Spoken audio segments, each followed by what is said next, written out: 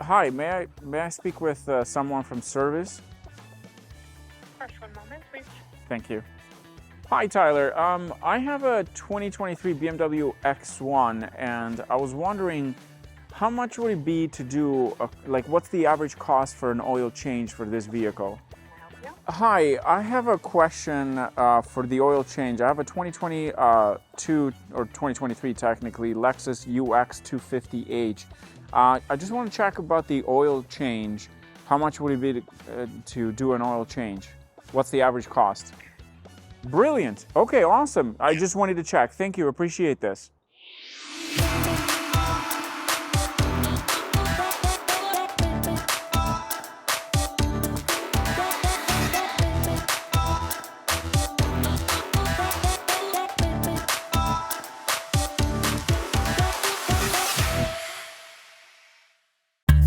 Before we start this comparison, let's get something out of the way. Why not pick the BMW X2? You're probably asking. Well, first of all, the X2 is not available right now. I believe the new one is coming 2023, well, just this year, but it's a 2024 model, or maybe it's gonna come towards the end of the year. So we don't have that option. We also don't know if it's gonna be bigger than this or smaller, but I do know that the X1 right now and the UX on this side are the smallest SUVs that you can buy from both brands. So that's why I want to compare them. Let's start first with the exterior. Here's what you need to know.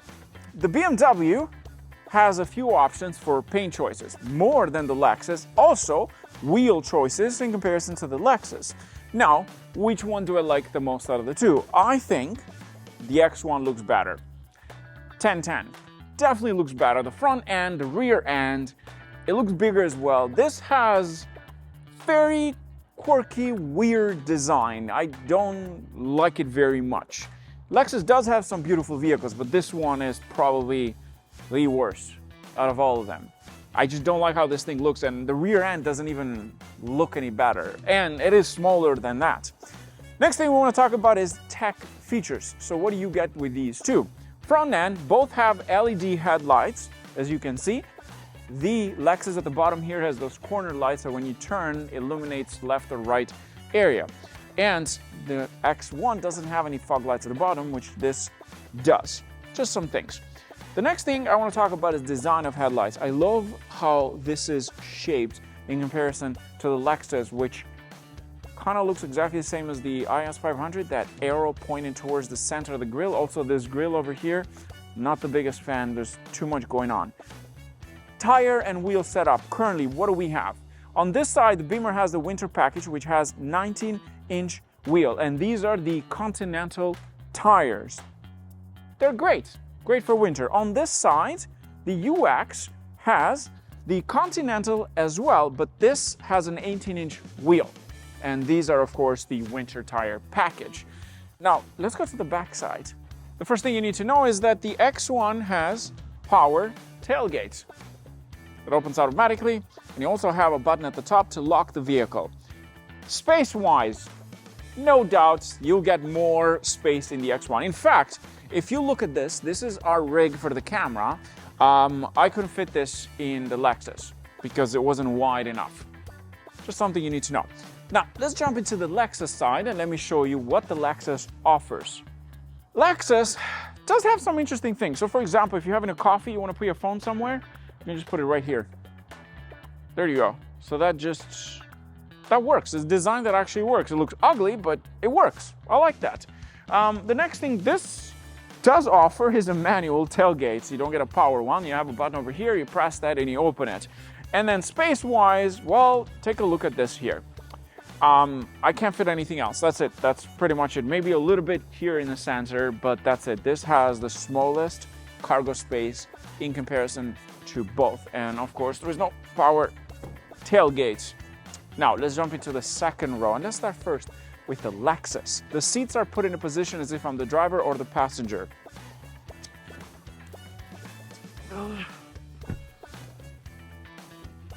Okay. I don't think I have to say anything. Like, I got this much headroom, leg room, not so much. This is very tight for me. I'm 6'2", There's barely any leg room. Yep, this is not good. Let's jump into the BMW. But before that,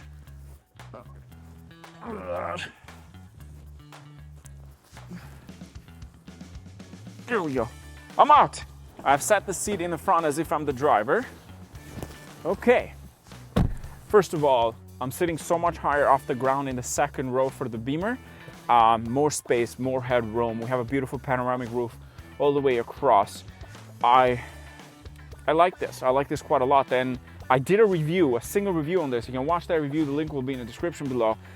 I think this is the better choice in terms of space. You can tell headroom, leg room, and don't forget, this is set in a way that is if I was the driver or the passenger on the right side, to give you an idea. Now let's jump into the front and let me show you what the UX offers in comparison to the X1.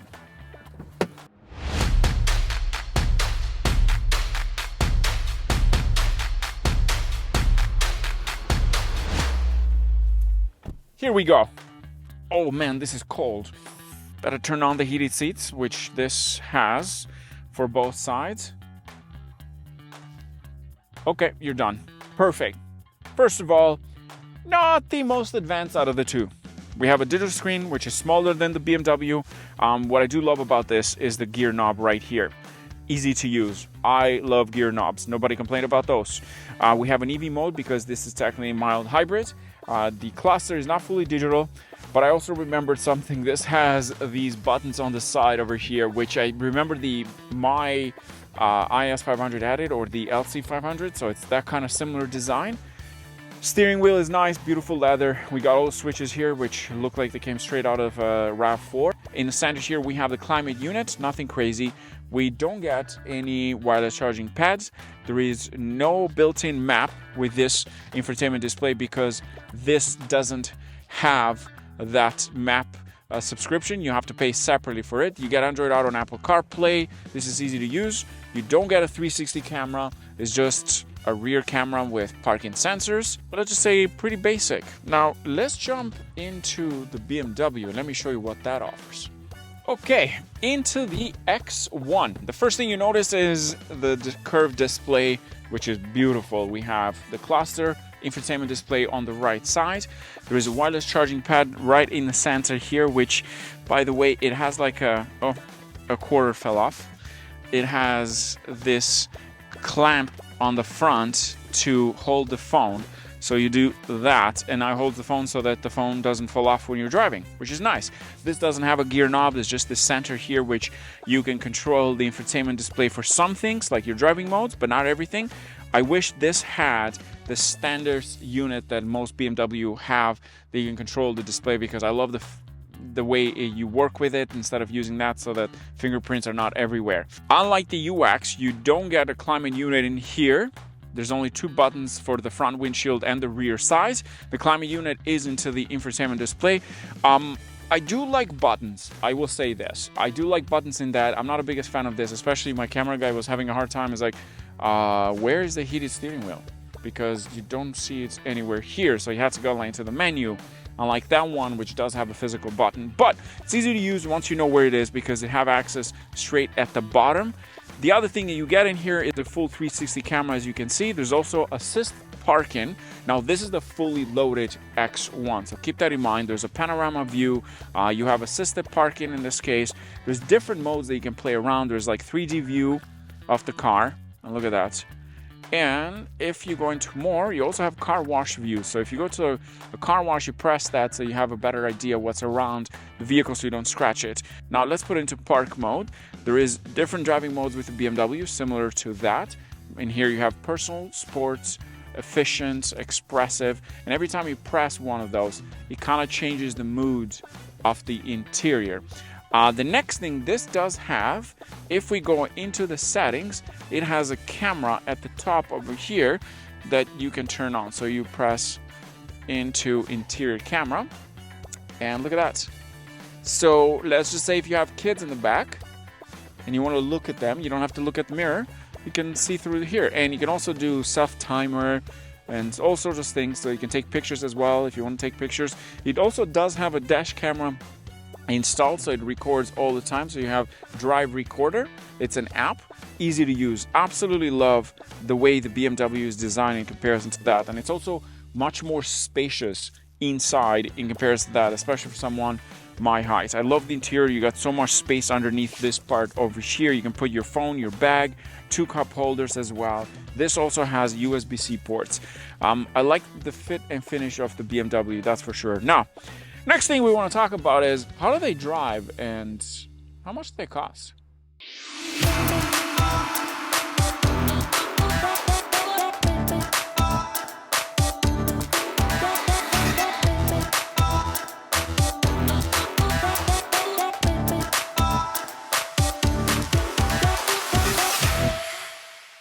Under the hood, the Lexus UX250H uses a 2-liter 4-cylinder engine and hybrid. It makes 181 brake horsepower. It uses a CVT and it is all-wheel drive. The BMW on the other side uses a 2-liter inline-4 turbocharged engine, makes 241 brake horsepower. It is of course all-wheel drive, X-drive in this case, and it uses a 7-speed DCT option with paddle shifters if you want to have some fun. In terms of the driving dynamics, here's what I can tell you.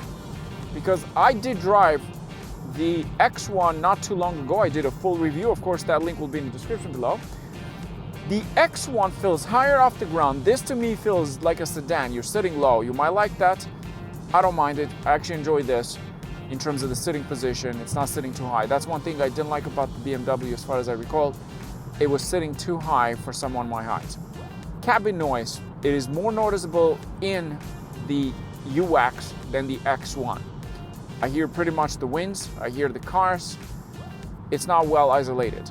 Price-wise, of course, you will be paying more for the BMW. For example, the Beamer starts at about $45,000 Canadian. That's for the base model. Meanwhile, the UX starts at about $41,000. Price-wise, in Canada, the UX starts at about $41,000. So meanwhile, the Beamer starts at about $45,000. Now, the Beamer can go over 50 grand because you can add a lot of features and a lot of tech. Even the base model BMW X1 does give you a bit more of the tech features in comparison to the UX. With the UX, of course, you can add different trims. You can add an F Sports to give you that sport-looking performance design. BMW X1, you can add different tech features as well. There is more paint choices, more interior colors as well in comparison to the UX. Fuel efficiency, that is very important because this is not a turbocharged engine. The UX does give you slightly better fuel efficiency in comparison to the BMW. So the official numbers from both companies are the combined fuel efficiency for the UX, you're looking at about 5.7 liters to 6.2 liters per 100 kilometers. You should have the conversion, the MPG there as well. Meanwhile, the BMW X1 at 7 liters or 9.6 liters combined per 100 kilometers.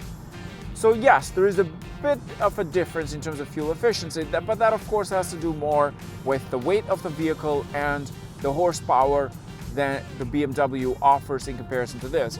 The power delivery in the Beamer, it is more noticeable. The CVT here does become a bit annoying sometimes.